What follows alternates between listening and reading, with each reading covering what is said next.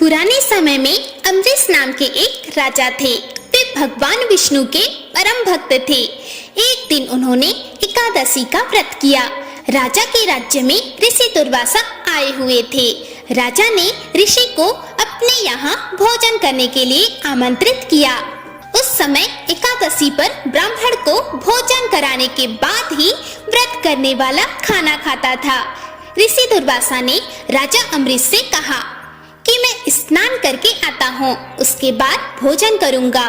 राजा ऋषि का इंतजार करने लगे, लेकिन उन्हें आने में देरी हो रही थी और एकादशी पर प्रण करने का मुहूर्त भी बीत रहा था।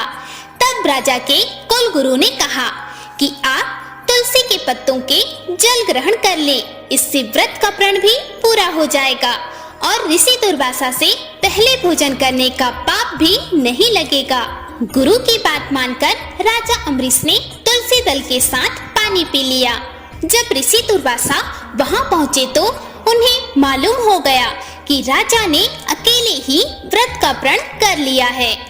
इससे ऋषि दुर्वासा क्रोधित हो उठे और उन्होंने अपने तप बल से एक राक्षस को प्रकट किया और राजा अम्बरीश को मारने का आदेश दे दिया। यह देखकर विष्णु भगवान ने राजा अम्बरीश की रक्षा में सुदर्शन चक्र छोड़ दिया। सुदर्शन चक्र ने उस राक्षस को मार दिया और ऋषि दुर्वासा के पीछे लग गया। ऋषि दुर्वासा अपने प्राण बचाने के लिए ब्रह्मा जी, शिव जी और इंद्र के पास पहुँचे, लेकिन सभी ने कहा कि वे सुदर्शन चक्र से उनकी रक्षा नहीं कर सकते। तब ऋषि भगवान विष्णु के पास पहुँचे।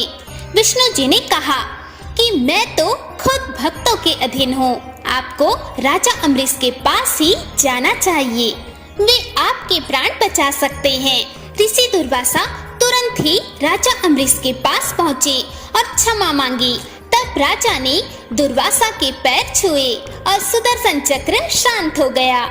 दोस्तों, क्रोध की वजह से ऋषि मुनियों के पुण्य भी प्रभावहीन हो जाते हैं। क्रोधी इंसान की मदद भगवान भी नहीं करते हैं, इसलिए गुस्से से बचना चाहिए। गुस्सा हमारी सोचने समझने की शक्ति खत्म कर देता है। इससे बचेंगे तो जीवन में सुख शांति बनी रहेगी। हर हर महादेव।